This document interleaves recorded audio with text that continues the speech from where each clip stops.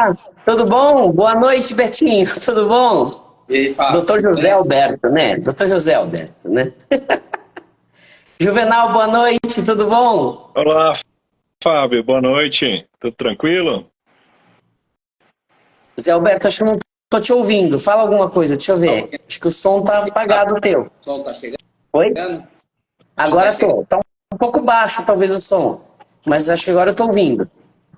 Vamos ver. Vou ter que segurar aqui que eu tô sem suporte. Aí, melhorou. Bom, deixa eu iniciar aqui então. Bom, boa noite a todos. Eu sou o Dr. Fábio Rocha Lima, médico patologista, diretor técnico aqui do Artemis Laboratório. E hoje, como eu falei, temos uma live muito especial, que hoje é o Dia Mundial de Combate à Doença de Alzheimer, de conscientização sobre Alzheimer. E hoje tenho dois convidados especiais aqui, que foram meus alunos, né? Aqui na Universidade Federal da Grande Dourados, e eu não tenho mais orgulho para um professor do que você ver alunos com um grande sucesso profissional e que hoje estão aqui para engrandecer junto comigo essa live aqui. Então, boa noite. José Alberto, por favor, se apresenta para o pessoal aí. Olá, Fábio. Então, vamos lá. Eu sou o José Alberto, né? Médico com formação em geriatria, fiz uma pós-graduação em geriatria e gerontologia.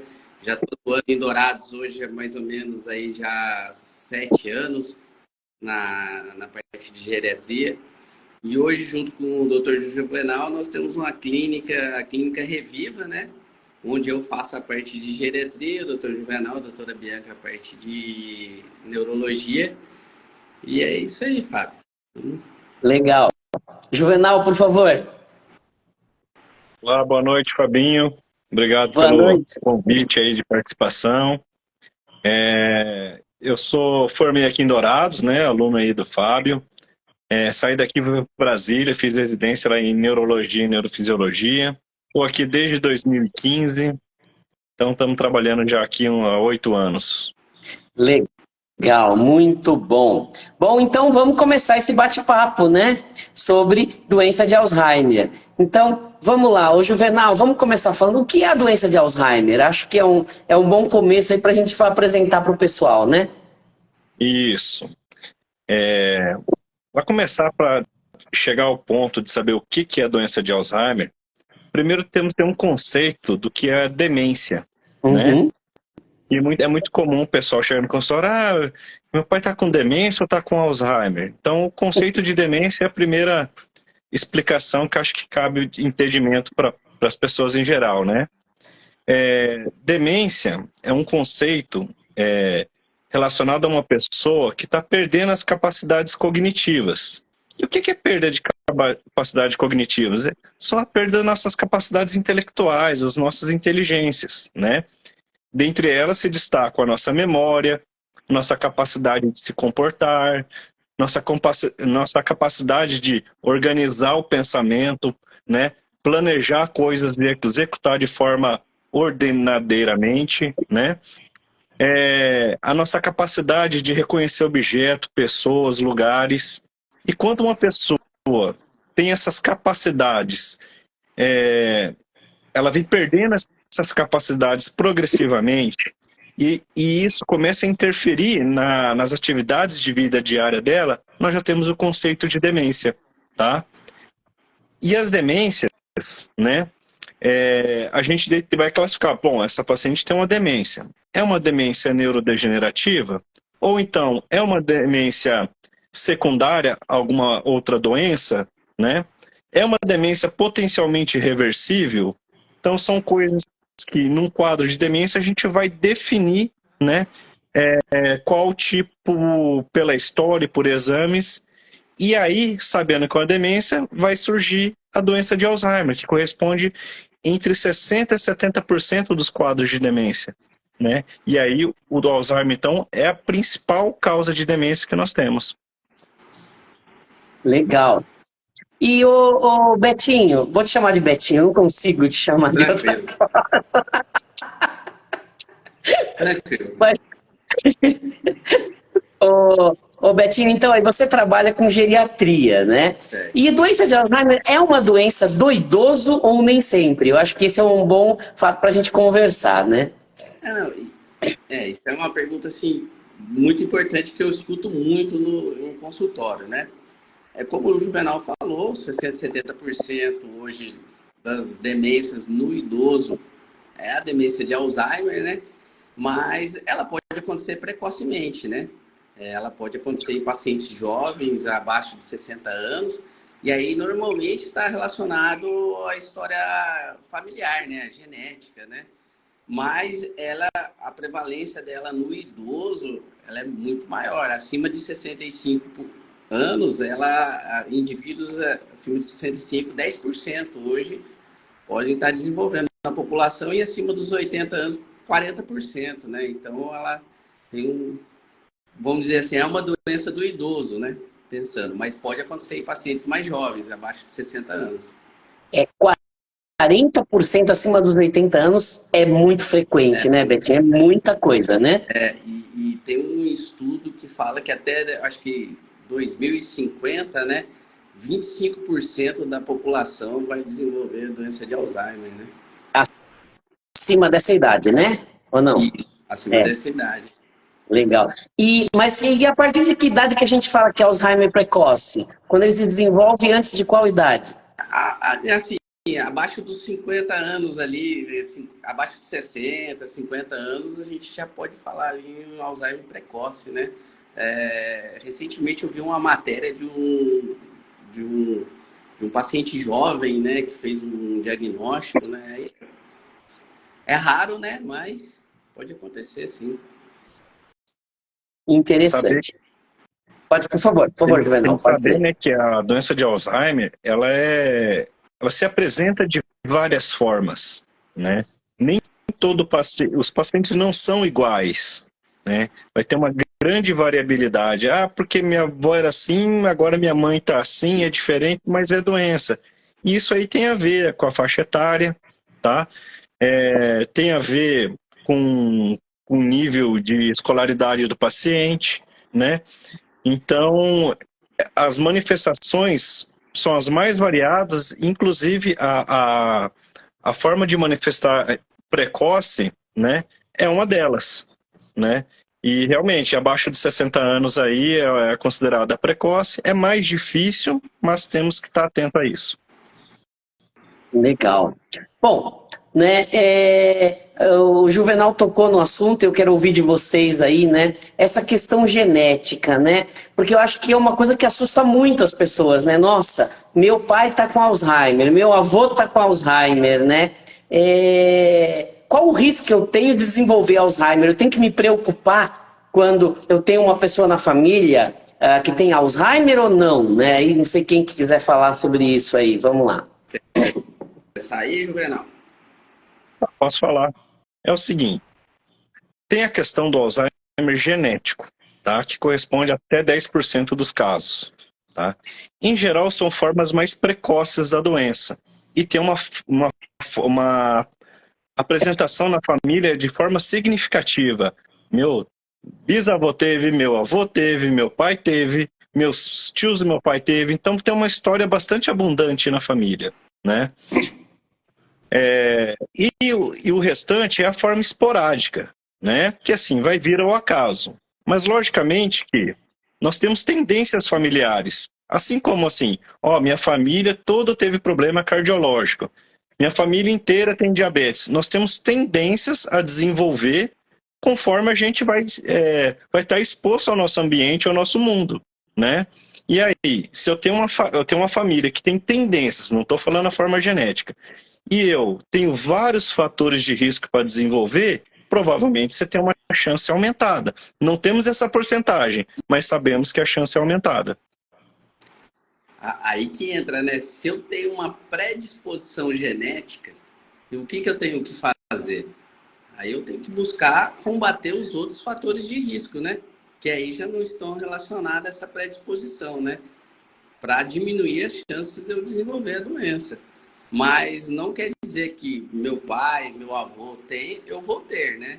Aí vai depender de como a gente vai levar, que eu acho que daqui a pouco não vamos entrar nesse assunto aí sobre como cuidar dos fatores de risco, né? Evitar, né? Eu acho que já podemos entrar, né, Betinho? Então já fala aí, quais são esses fatores de risco aí que aumentam a chance, né, da pessoa desenvolver doença de Alzheimer? Hoje nós temos 12 fatores de risco, né? Aí os fatores de risco é a inatividade física, né?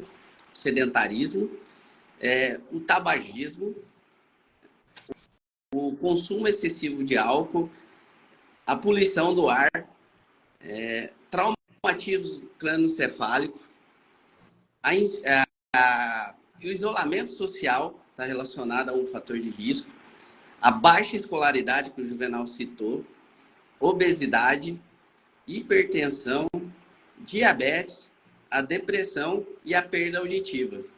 Então, assim, a gente tem que modificar esses fatores de risco aí. A gente tem que começar a praticar atividade física pensando no envelhecimento, né? Poxa, eu quero envelhecer, eu vou praticar atividade física, não porque eu quero desenvolver, para evitar desenvolver uma doença. O controle da pressão arterial, eu sou hipertenso, vou tomar meu medicamento, vou controlar. A diabetes, ter o controle glicêmico, verificar essa questão, poxa, a perda auditiva, é importante verificar isso. Também a questão do sono, né? Ter pelo menos, no mínimo, 6 horas de sono no dia. É aquela vida saudável que a gente comenta sempre, né? Tá evitando esses fatores. É um ponto importante hoje em dia, chave para o envelhecimento, né? Para você ver como que é interessante, né? As duas principais causas de mortalidade no país é o AVC e o infarto, né? E o Alzheimer, os fatores de risco são os fatores de risco dessas duas doenças, né? Então, assim, a gente prevenindo, né? Buscando prevenção, cuidado com esses fatores de riscos. Nós estamos não prevenindo só o Alzheimer, né? Diminuindo a chance de ter Alzheimer, mas também as outras doenças que são incapacitantes. É muito interessante, né? Porque a gente vê aqui, né? Em todas essas doenças que a gente já discutiu, que a gente já conversou aqui, você vê, né, que atividade física, controle de peso, né, e o controle dessas doenças crônicas, nossa, como melhora a qualidade de vida das pessoas de um modo geral, né?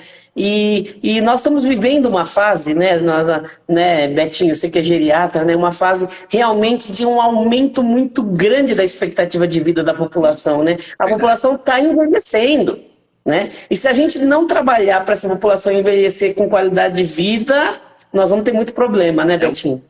Uma coisa que eu falo muito no meu consultório, né, para os meus pacientes, que a minha função, o meu objetivo de vida ali como geriatra é auxiliar eles nesse envelhecimento.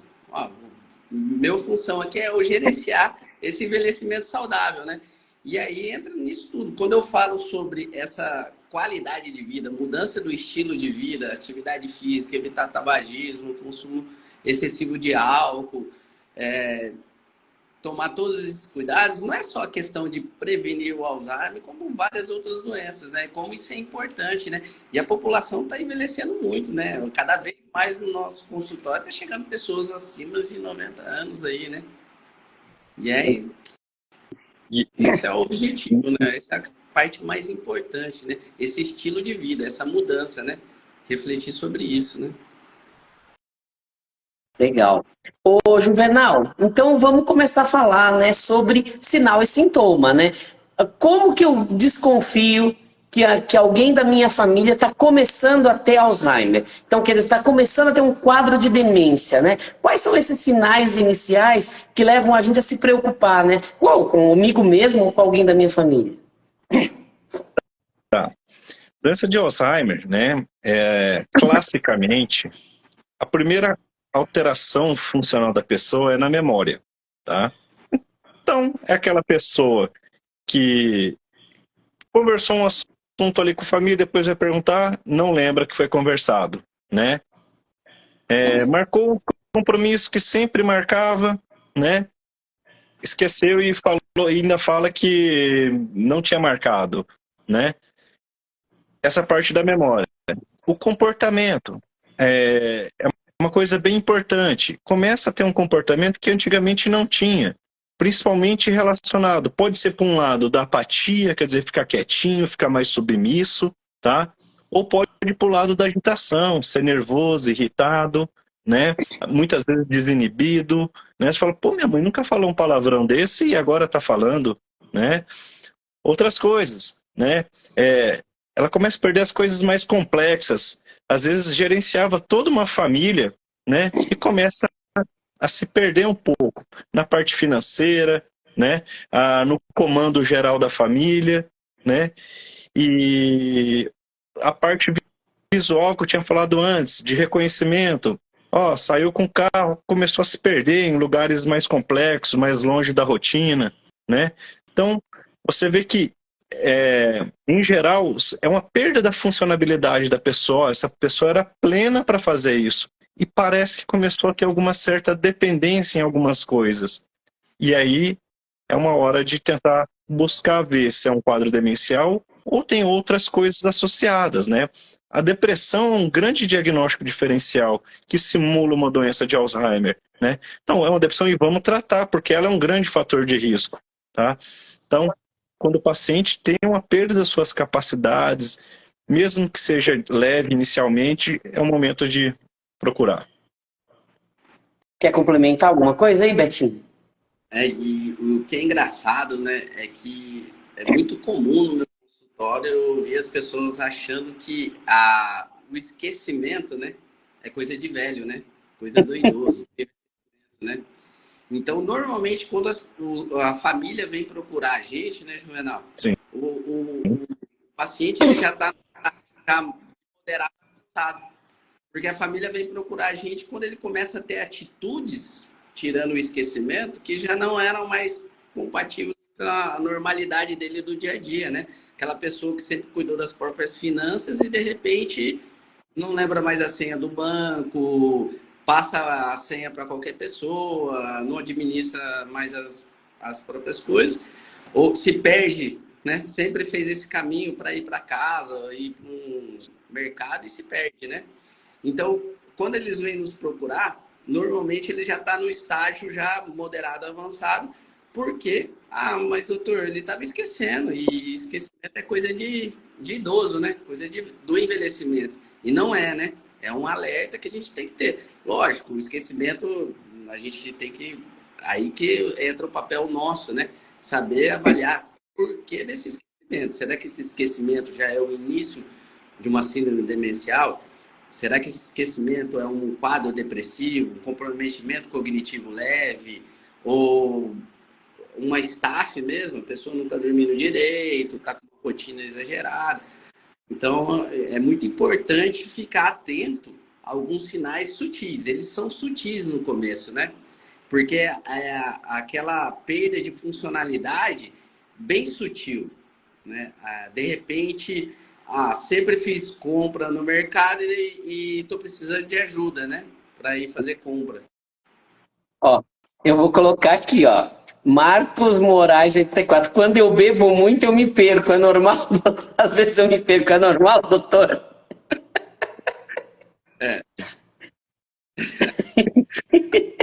Aí não é Alzheimer, né? Aí não é Alzheimer, né?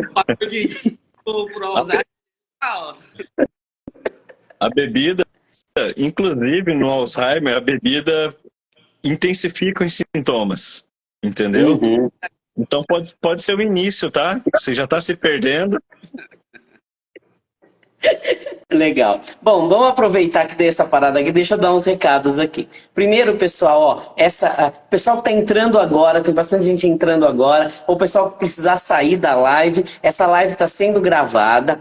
Terminando a live, minutos depois ela já vai estar aqui disponível no canal do Artemis do Laboratório. Nós vamos convidar o pessoal aí da clínica, o Betinho, todo mundo, para a gente compartilhar também. Então, a live vai estar aqui e amanhã ela já sobe para o nosso canal lá do YouTube do Artemis Laboratório. Fala aí, doutor. Já temos 100 lives lá nesses 2 anos aí que a gente faz lives, temos quase 100 lives sobre diversos temas lá. Então acompanhem essas nossas lives aí. E aqui, o chat está aberto, façam perguntas, porque são as perguntas de vocês que engrandecem a nossa live aqui e que trazem informações importantes para a gente aqui. Continuando falando aí dessa questão do esquecimento, né?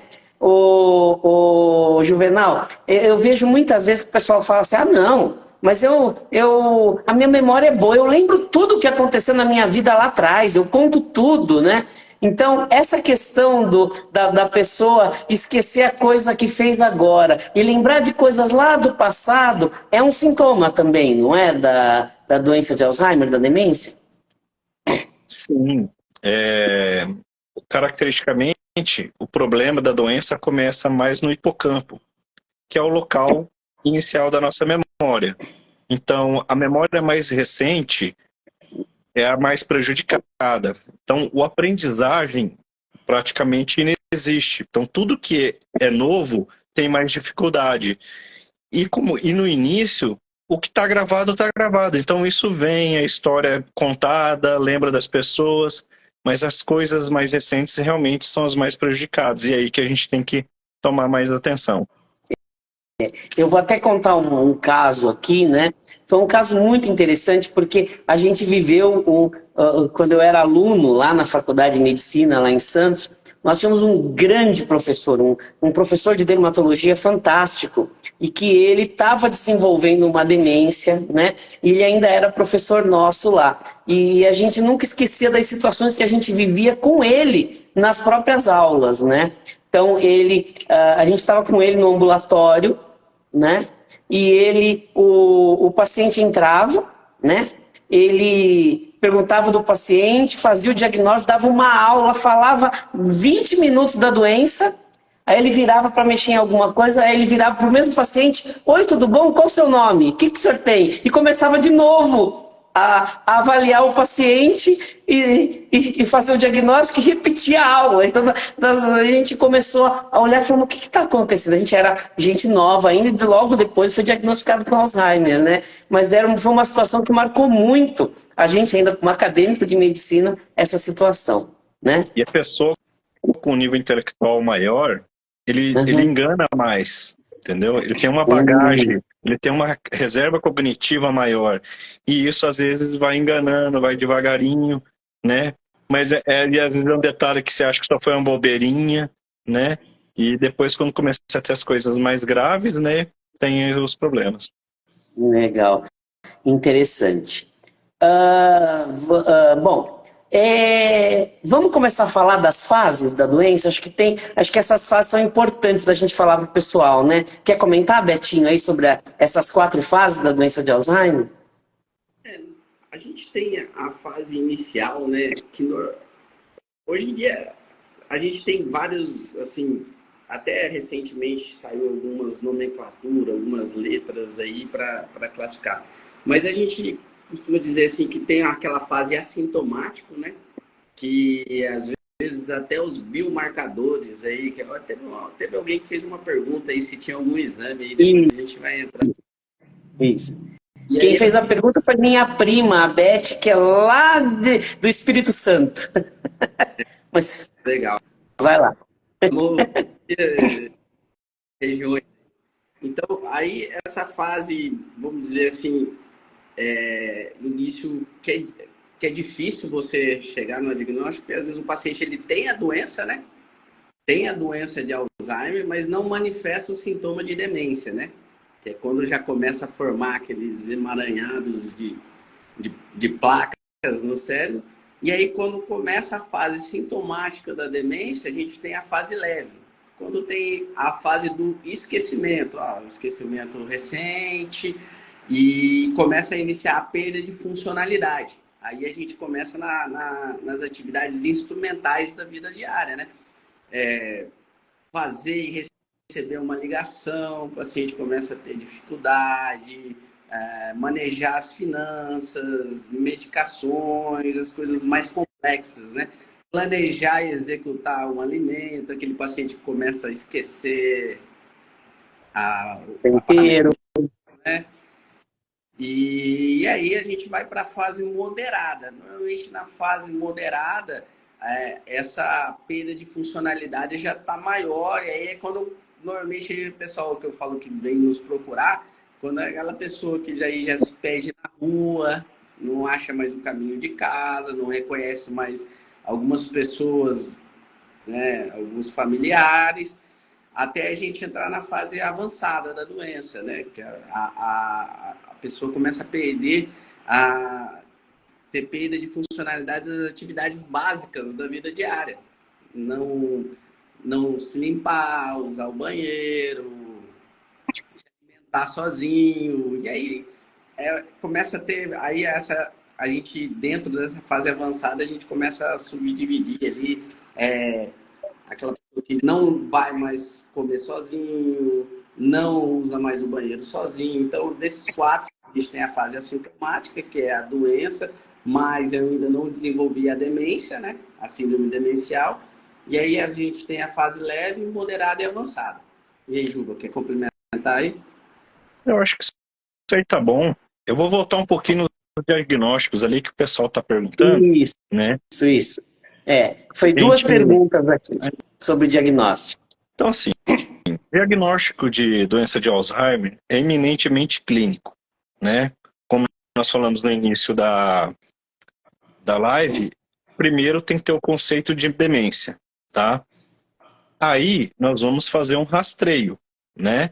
Com exames laboratoriais, exames de imagem, para pensar em doença neurodegenerativa, doença secundária e demências potencialmente reversíveis, né?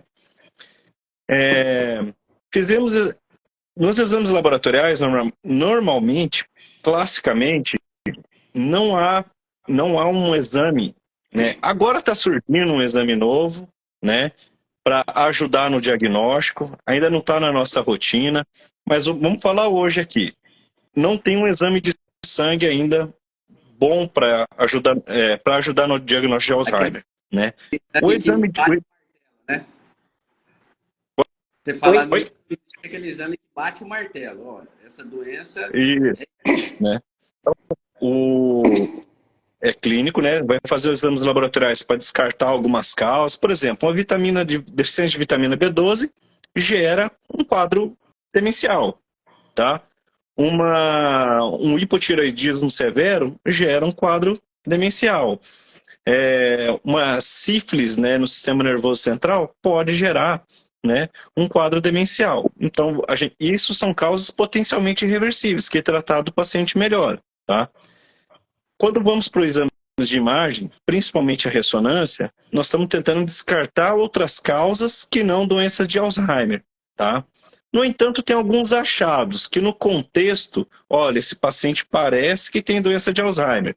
A ressonância pode ter uma atrofia maior no hipocampo e que no contexto do paciente com a demencial e essa imagem vão sugerir a doença de Alzheimer, né?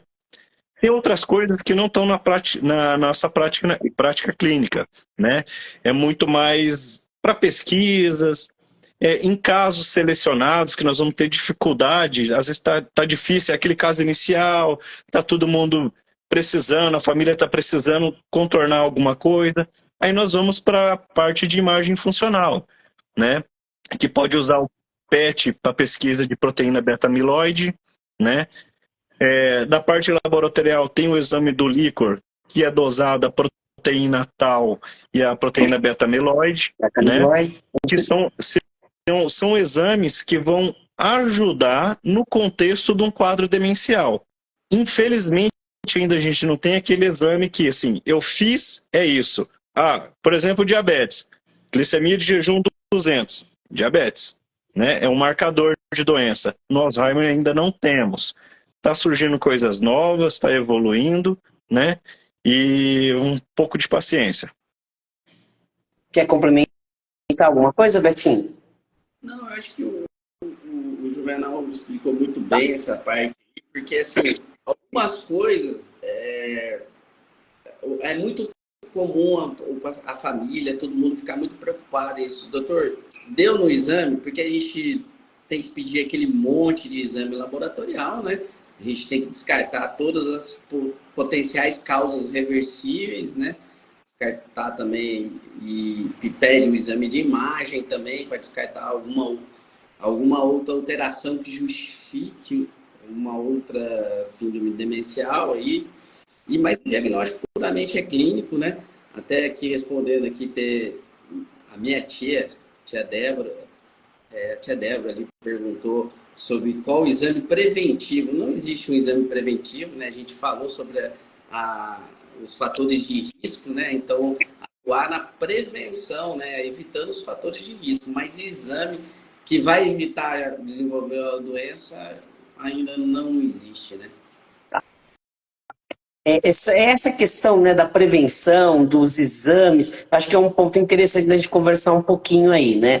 Então, por exemplo, aquela família, né, por exemplo, aquela família que tem bastante, que tem, né, teve o pai, teve doença de Alzheimer, ou o avô teve, ou teve uma ou duas pessoas na família, esses exames genéticos para Alzheimer familiar, eles são interessantes nesse caso, Juvenal? É um tema meio difícil de falar, porque vamos dizer que você tem uma suscetibilidade. Quando é que você vai desenvolver? Vai ser com 50 anos? Vai ser com 55? Vai ser com 60? Né? E daqui a pouco nós vamos falar em tratamento. Hoje o nosso tratamento ainda deixa muito a desejar para a doença. Então esse saber precocemente ainda não é hora da gente, né? Eu acho que o futuro é isso. O futuro é você saber que vai ter, e com terapias que estão vindo aí, mais que pode prevenir mais, aí a gente vai conversar muito mais sobre isso. Hoje, né, você quer saber se você vai ter Alzheimer? É uma pergunta que cada um tem que perguntar. Tem que se fazer, né? Desculpa. Né? Aí eu tenho meu teste genético, mas quando que eu vou desenvolver? Deu positivo, eu começo hoje a esquecer. Ou não desenvolver. Esse é um problema. Mas aí, o Juvenal, Betinho, tanto faz. Mas se eu tenho uma tendência, genética muito grande na família, não tem coisas que eu possa fazer assim que ajude a não desenvolver a doença? Então, até a Silmara colocou aqui joguinho, palavra cruzada, coisas que exercitam o cérebro. Isso é real ou é mais mito do que verdade, essas coisas? Eu posso falar? Pode. Por favor. Aí entra aquela questão que a gente falou sobre a prevenção ali, né? Sobre os fatores de risco. Uhum. Poxa, meu avô teve, meu bisavô teve, meu pai teve, minha tia teve. Meu Deus, eu vou ter. Então, o que que eu vou fazer? Eu tô com 40 anos, o que que eu vou fazer? Eu vou lá, vamos lá. Vou sair do sedentarismo, praticar atividade física regularmente. Aí entra lá, como praticar atividade física, né?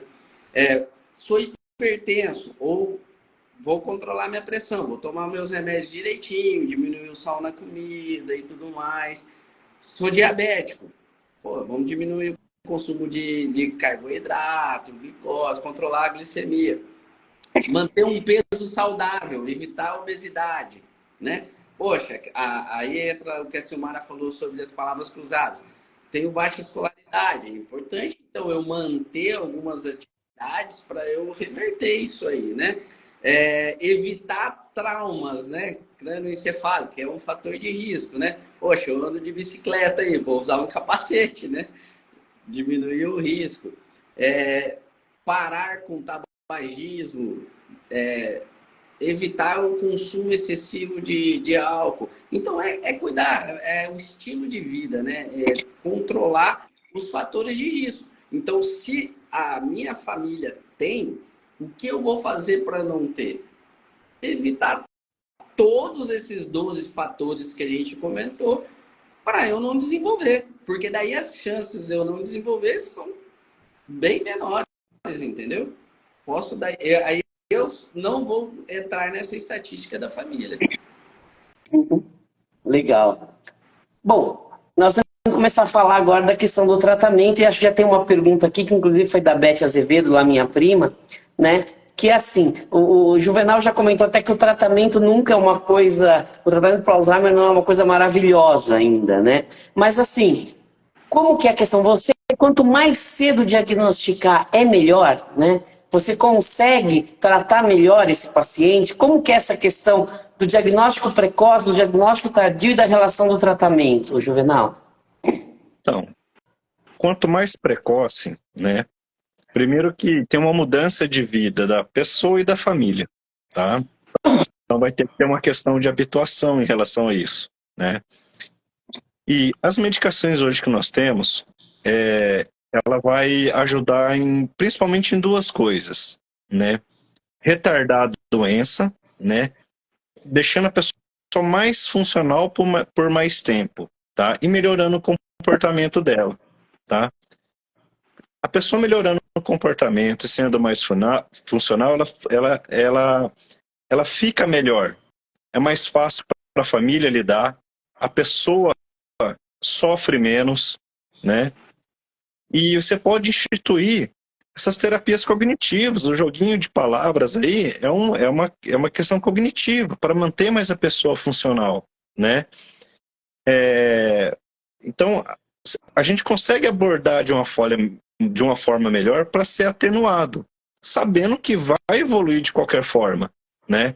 Mas essa precocidade ajuda realmente a ter um controle melhor a longo prazo do que quando já pega disfuncional. Até daí, respondendo sobre o tratamento, já responde essa pergunta, né? A É, doença não tem cura, é uma doença neurodegenerativa, a gente sabe que ela vai evoluir. Mas qual que é a importância, então, aí entra o que o Juvenal falou do tratamento precoce? É evitar com que essa doença progrida tão rápido, né? Eu falo assim que lidar com o paciente demenciado não é fácil. É um desafio muito grande que a família vai ter que lidar. Então, quanto mais conhecer e saber como a doença funciona, melhor é para cuidar. Aí eu costumo sempre dizer que assim, o remédio ele é bom, ajuda muito, ajuda a evitar com que a doença progrida muito rápido. Principalmente ele atua nas mudanças comportamentais, que é aquela agressividade, as, insônia, aquele paciente que não dorme, agitação, apatia também, muitas vezes. Então, o remédio ajuda a estabilizar esse comportamento, mas muito mais importante do que o medicamento é aquela família muito bem orientada, que sabe como a doença evolui, e aí é o que eu falo, assim, conhecer a doença é mais fácil você lidar. É um tema assim, bem complexo, mas é muito mais fácil. Então, além do tratamento medicamentoso, um dos tratamentos mais importantes, no meu ver, na rotina ali, é, é justamente isso, manter uma rotina do paciente. É aquele paciente que tem horário para acordar, tem horário para comer, tem horário para banho. Eu pensando já mais num paciente mais moderado para avançado, assim, sabe? Fora a medicação, né? E essa rotina ajuda com que ele não altere muito esses comportamentos também, né? E isso ajuda com que ele mantenha uma melhor qualidade de vida, né? Que eu acho que o foco principal é a qualidade de vida desse paciente, né? Porque aquele paciente não dorme, ele pode se machucar, querer sair à noite, às vezes o cuidador tem o estresse do cuidador. Então, o tratamento é muito importante e a família muito bem orientada também é crucial para o tratamento. legal. E assim, né, Betinho, ah, a demência, né, ela é uma doença muito pesada para a família, né? Assim, nós temos, eu acredito que vocês acabam orientando, às vezes, muito mais a família, como conviver com o doente, às vezes, do que o próprio doente, né? Você tem que tratar a família junto, né? Então, esse tipo de orientação é muito importante, essa relação, né? Então, eu queria que você comentasse um pouco sobre isso, que você deve ver muito essa relação aí com o paciente demenciado, com a família, né? Assim, Fábio, por mais que o diagnóstico é complexo, né, para nós ele é fácil. E o tratamento enfim, também. Tratar o Alzheimer é fácil. Tem 1, 2 medicamentos aí que você dá, vai ajudar. Mas o mais importante, o meu objetivo hoje, cada vez mais eu vejo no consultório, é o cuidador. É o familiar cuidador. A orientação para a família. Então, assim, até às vezes tá ali e você começa a falar, os familiares ficam preocupados, né? mas você está falando na frente dele. E é uma característica do paciente com Alzheimer, né? Ele não está nem aí com o que você está, às vezes, falando. Às vezes, dependendo do grau, se está leve, até ainda sente um pouco isso, mas de moderado a avançado já não. Então, o objetivo maior é isso. Orientar cada vez mais a família nos cuidados. Ó, pediu para tomar banho. Ah, eu já tomei. Não tomou. Não ergue o tom de voz, falar sempre no mesmo tom de voz, não entrar em confrontos, deixa, calma. Daqui a pouco ele vai esquecer e você fala novamente.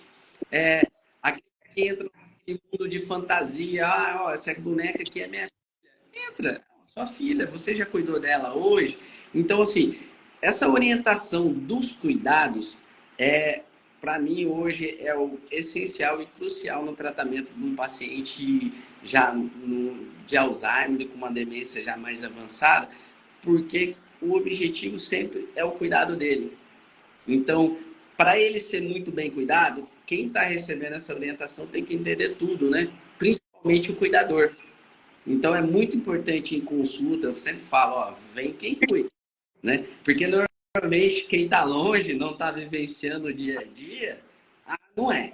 Isso aí é tudo mentira, ele não faz isso aí que vocês estão falando, né? Mas a orientação hoje em dia, a família é muito bem orientada, então cada vez mais eu vou dando canais. Por exemplo, essa live aqui, esse vídeo que vai ficar gravado é muito importante.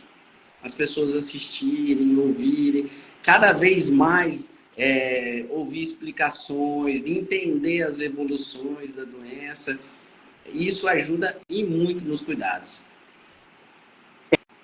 Quer complementar, Juvenal, por favor? Não, é isso mesmo. O ambiente de casa do paciente tem que ser voltado para ele. E aí que está a dificuldade, né? Geralmente a esposa está cuidando do marido ou o marido está cuidando da esposa, na maioria dos casos. E marido e esposa têm os seus conflitos da vida, né? Resolvido tudo. Só que chega nesse momento quando tem a doença e às vezes não tem aceitação, não tem o entendimento que é a doença. Ah, tá fazendo isso porque ele quer. Ela tá fazendo isso porque ela quer. Acha que o paciente está fingindo, está mentindo. E uma característica da doença é confabular. Então, olha lá, tá mentindo. Na verdade, tá confabulando. É uma coisa da doença. Então, entender a doença é extremamente importante. Você vê, às vezes, o filho em conflito com a mãe, que sempre foi o filho, a filha e a mãe que sempre andou junto, não sei o quê, tem os conflitos dela, né? Aí, de repente, começam a brigar, porque daí começa a não se entender. Mas a outra pessoa não tá mais, ela está doente, perdeu o senso crítico, né? Perdeu o juízo, né? E aí o entendimento ajuda. Por isso que a fase precoce, você consegue ainda ordenar alguma coisa em casa, né? E virando rotina, lá na fase moderada, na fase mais difícil da doença, e já tem uma rotina e talvez esteja mais estável, tá? Lógico, vai variar paciente. Tem paciente de muitos difíceis, outros muito mais facinhos, né? Mas, em média, o ambiente é que faz. O tom de voz, né? Fala alto, baixo, deixa a musiquinha na casa se gosta, janela aberta se gosta de passarinho, põe para fora, né? O ambiente é muito importante nesse caso. Legal. Ó, aqui, a Cristina Boechatp. Ela falou assim: descobrimos a doença da minha mãe há 16 anos e agora ela está piorando um pouco. Ela faz pilates que ajuda muito. Ótimo. Isso é importante, porque a gente tem que esquecer, não pode esquecer também que, lógico, a pessoa está com a doença, mas ela também está envelhecendo e ela precisa fazer atividade física que ajuda no fortalecimento muscular para ela continuar preservando um pouco da independência dela, né? Na questão de ir ao banheiro, levantar da cama. Então, se você deixa, tá com a doença, eu não vou botar para fazer um fortalecimento muscular, que isso é comum surgir com o envelhecimento. Aí você ajuda com que a doença progrida mais rápido. E essa progressão também piora a parte cognitiva. Então, é fantástico, a atividade física. Hoje, o Pilates é a atividade física que eu mais recomendo para o envelhecimento. Já vou estar fazendo também aí. Muito bom. Tem pacientes que, assim, às vezes não tolera, né? Mas gosta de ir no mercado, então vai caminhar no mercado. entendeu? A outra gosta de ir em tal lugar, então gosta de salão, leva, vai caminhando no salão, tenta fazer as coisas prazerosas, tá? Porque às vezes não, vamos fazer tal coisa, o paciente não quer, já gira um atrito. Então tem que buscar a forma mais prazerosa do paciente, né? E se ele faz, melhor ainda. Uhum. Opa, acho que o Betinho caiu aí. Daqui a pouco a gente chama ele de volta. Eu vou contar uma história que é bem interessante, né? Que aconteceu até com o avô da Silmara, né? Ele tinha já uma doença de Alzheimer relativamente avançada, né? Ô, Betinho, voltou. Voltou aí. Né? E ele estava bem, mas ele já não sabia mais caminho de casa, não sabia mais falar nada sobre ele, né? E ele morava sozinho, ele e a esposa, ele com quase 90, ela com 86, 87, né? E só os dois lá na casa. E aí um dia eles foram numa venda no mercado que era 3 quadras da casa. Aí ela caiu um tombo, bateu a cabeça e desacordou. E ele não sabia quem ele era, quem era ela, onde que ele morava. Estava a 2 quadras de casa. Foi levado os dois para o hospital e ele não sabia dizer quem ele era, não levou documento, não levou nada. Então, olha o tamanho da confusão, né, que aconteceu com eles aí. Hã? Hoje em dia existem alguns dispositivos, né? Pulseiras, relógios, algumas tecnologias que ajudam nisso aí tudo, né? Então a gente tem que pensar em tudo, né? Você tem que pensar, quando a gente pensa na questão de envelhecimento, ainda mais um envelhecimento que não é saudável, né? Um envelhecimento que já tem alguma doença estabelecida, no caso, principalmente o Alzheimer, a gente tem que pensar em todos os dispositivos e meio para facilitar e melhorar a qualidade de vida dele. Então, até a identificação para poder ajudar, porque às vezes uma pessoa vai encontrar quantas matérias a gente ouve aí no jornal sobre idoso desaparecido, porque não sabe voltar mais para casa, né? Sim. Olha, o Juvenal, a Silmara perguntou, qual a média de tempo demora para a evolução da doença? Todos chegarão na fase mais grave? Sim, né? Se não tiver outras comorbidades que vão levar o paciente ao falecimento anterior, vão chegar na fase grave, né? Não vai ter uma estagnação em algum momento da doença, né? Então, essa média é muito variável, tá? Ali nós vimos um exemplo de um paciente de 16 anos com diagnóstico de doença de Alzheimer. Nossa. Acontece, são poucos, tá? Uma média geral, 9 anos, entendeu? Numa fase mais grave, mas assim, é muito variável, né? Às vezes você conhece um Alzheimer, isso aqui era desse jeito, mas esse outro não tem nada a ver. O fenótipo, a apresentação da doença é bastante ampla, né? E aí tem essa variabilidade. Às vezes você vê paciente que perde funcionalidade de 2, 3 anos, você vê assim, nossa, aí você não sabe se já dava sinais antes e foi protelando, né? Mas tem doenças mais agressivas como qualquer outra que a gente tem na medicina, né? Então, essa média em 9 anos seria uma média assim, da fase inicial a grave, mas tem variáveis. Varia muito também do conhecimento da família e dos cuidados, né? Começou mais cedo. Tanto é que se a gente for entrar nos tratamentos, né? Esses novos tratamentos aí, as terapias com anticorpos, ela visa justamente esse tratamento inicial para prolongar muito mais a evolução da doença para algo mais moderado a grave, né? Para que a pessoa possa ainda interagir, conviver em sociedade aí, tranquilamente, né?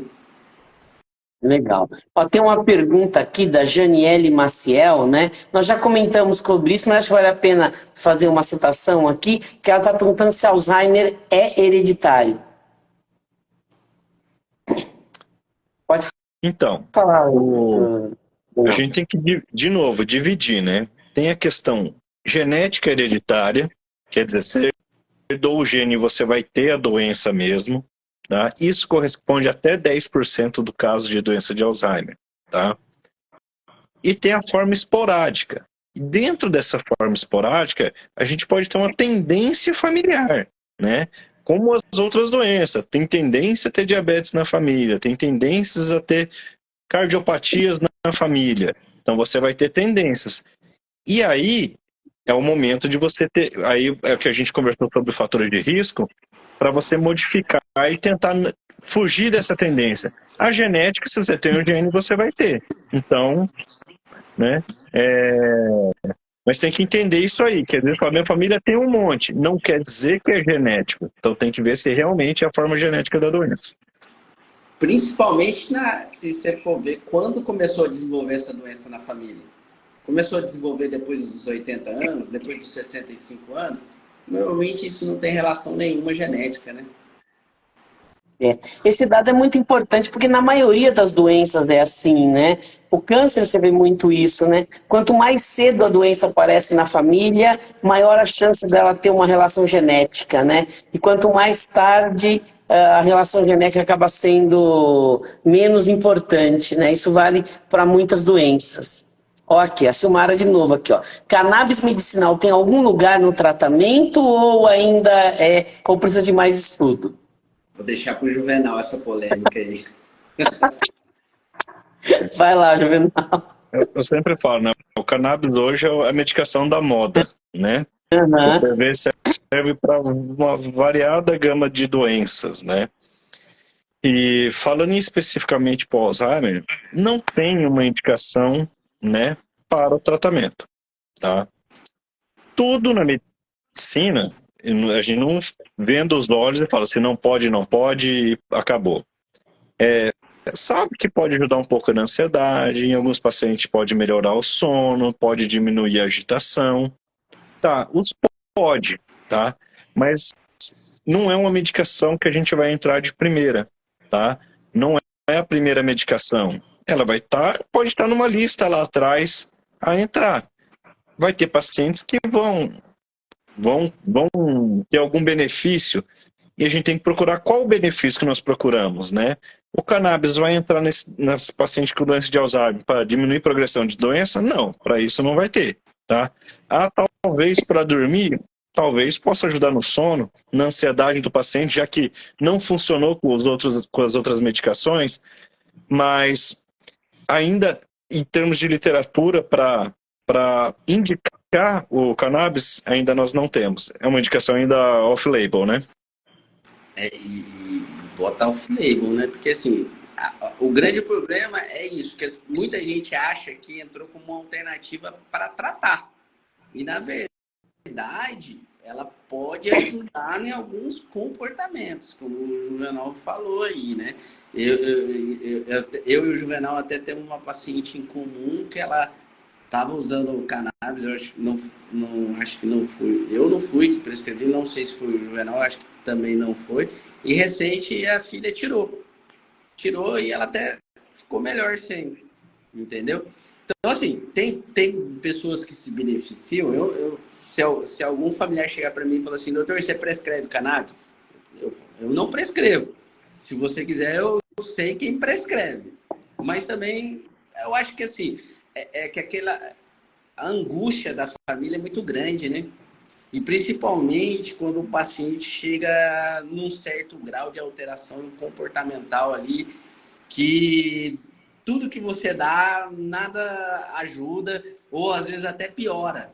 Então, até nós médicos, a gente fica muito angustiado com isso. É muito complicado. Então, precisa ter uma confiança no médico. Eu acho que por isso que é importante a gente sempre estar acompanhando e precisa dessa confiança e essa relação aberta, porque não é fácil. Eu sempre falo assim, ó, eu vou tentar isso aqui, mas as chances de não dar certo é grande. E se der certo, ótimo, a gente vai devagarzinho, porque a gente tem que ir tateando, porque essa parte comportamental ela é muito complexa, assim. Então, pode ser que no futuro o cannabis a gente ache um equilíbrio, mas no momento eu ainda tenho minhas ressalvas ainda. A medicina tende a individualizar hoje em dia, né? Primeiro generalizou, agora de novo tem que individualizar. Cada dos pacientes tem seus perfil, né? E aí, a partir disso aí, talvez entre num grupo que esse perfil a medicação vai para esse lado, né? E eu acho que é esse caminho mesmo. Uhum. Ó, mais uma pergunta aqui. Os antidepressivos podem causar a doença? Eu acho que, na verdade, não seria os antidepressivos aí, né? Tinha, há alguns anos atrás, tinha essa questão dos benzodiazepínicos, né? O uso crônico dos benzodiazepínicos, Rivotril, Alprazolam, né? Sobre potencial desencadeador das doenças demenciais. Mas até recentemente eu não sou a melhor pessoa para falar sobre isso. Eu acho que não sei se o Juvenal tem algum dado. Meio que também caiu um pouco por terra. Lógico, não é legal ficar fazendo uso crônico dessas medicações, mas não tem nenhuma relação de nenhuma medicação para desenvolver a doença, né? Eu acho que assim, pelo contrário, se o paciente tem um diagnóstico de uma depressão, a gente precisa tratar, porque a depressão é um fator de risco para a doença. Então, o uso dos antidepressivos é importante naqueles pacientes que precisam dele, né? Uhum.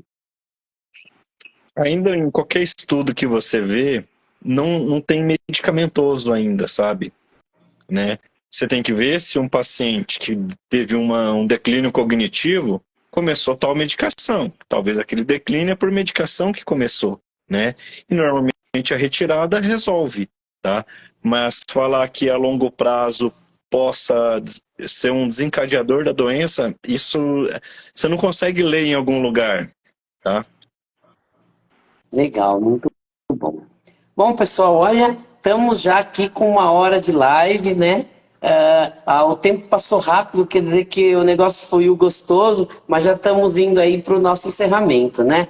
Então, a primeira coisa que eu queria falar é dizer assim, pessoal, que aqui no Artemis Laboratório nós temos uma gama gigantesca de exames, né, ligados à área do Alzheimer. Claro que não há um exame diagnóstico definitivo que bata o martelo, mas quando o seu médico pedir alguma coisa relacionada à doença, nos procure por aqui, porque nós temos uma gama enorme de exames aí, citogenéticos, exames que podem auxiliar o seu médico no diagnóstico da doença, como em outras doenças aí, que a gente tem sempre esse trabalho, né? E dizer que nós estamos aqui fazendo as nossas lives, né? Nós já temos o nosso canal lá no YouTube, o canal do Artemis, que eu falo aí, doutor, estamos com quase 100 lives já, que a gente tem sobre diversos tipos de doenças, né? E falar que pode nos procurar tanto pelas redes sociais quanto aqui no laboratório, né? Estamos aqui na Hilda Bergo Duarte, esquina com a João Vicente Ferreira, e lá no Dourados Medical Center, né? E eu queria que vocês falassem um pouquinho da clínica de vocês aí, né? Vocês abriram uma clínica nova há pouco tempo, né? É uma clínica que está trazendo uma proposta interessante para alguns tratamentos. Então, eu queria que vocês falassem um pouquinho aonde apresentar o serviço de vocês, por favor. Então, Fábio, recentemente nós abrimos a clínica Reviva, que também é na João Vicente Ferreira, um pouquinho mais para frente do Artemis. E abrimos eu, Juvenal e Bianca. A clínica tem essa proposta, tem a parte da neurologia, a parte da geriatria, como também a parte de alguns exames, né? O Juvenal, depois ele vai falar certinho dos exames dele, da Bianca. Estamos também trabalhando com a parte de tratamento de dor, junto com o Dr. Micaías, o radiologista, a parte de ultrassom. E estamos para abrir na clínica a parte de reabilitação motora, né? A parte de fisioterapia. Então, a gente está ali pronto aí para atender todo mundo aí que esteja precisando. Um espaço ali que a gente montou pensando na questão de acessibilidade, para os pacientes poderem... Porque hoje em dia acessibilidade é tudo, né? E questão de estacionamento, poder parar. Ainda a gente não tem o estacionamento próprio, mas a rua ali é bem tranquila. Tem uma parte para o paciente poder descer. E ficou um espaço bem bacana aí. O pessoal poder visitar ali, conhecer o nosso trabalho ali, a clínica. Estão todos bem-vindos ali. Complementar aí, Juvenal. É isso aí, né? Como Betinho, tem eu e a Bianca, somos neurologista lá, né? temos um serviço lá de eletroneuromiografia e de eletroencefalograma. Como o Betinho falou, muitos pacientes precisam de fazer um tipo de fisioterapia. De uma parte mais neurológica para idoso, a gente está tentando ter esse serviço lá para facilitar e resolver, né? Tentar ajudar de forma efetiva. E é isso aí. Precisando de nós, estamos lá para ajudar. Que legal. Olha, pessoal, eu quero agradecer demais vocês estarem aqui, né? Eu digo assim, é um prazer muito grande, né? Quando a gente consegue, quando a gente vê, né, os nossos alunos, né, ex-alunos, que a gente teve a oportunidade de ensinar alguma coisa e vocês vêm aqui dar uma aula dessas aqui pra gente e a gente aprender com vocês também. Então, não tem nada mais gratificante para um professor do que ver o sucesso profissional dos seus alunos, e hoje, para mim, é um orgulho estar aqui com vocês dois, né? Então, pessoal, muito obrigado. Então, vamos fazer o nosso encerramento aí. Agradecer ao pessoal, muito obrigado mesmo. Por favor, podem fazer o encerramento. Queria agradecer, Fábio, o convite, né? Muito tempo a gente vinha conversando aí e não estava dando certo o tempo. Eu até fiquei preocupado de achar que eu não poderia participar da live hoje aí, por conta do meu bebê, mas graças a Deus ele está bem, deu tudo certo.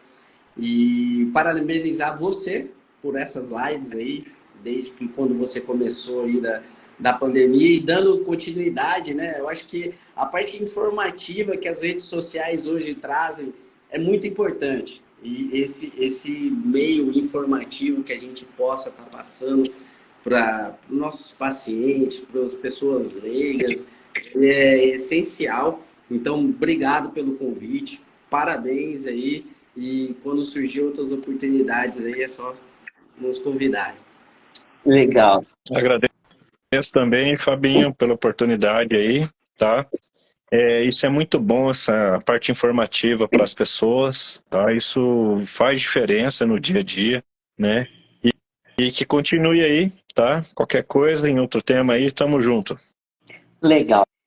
Então, pessoal, muito obrigado mesmo. Tivemos uma audiência enorme, né? Estamos com mais de 25 pessoas ao vivo agora, 8h40 da noite aqui no Mato Grosso do Sul, né? Muito obrigado por todos que assistiram.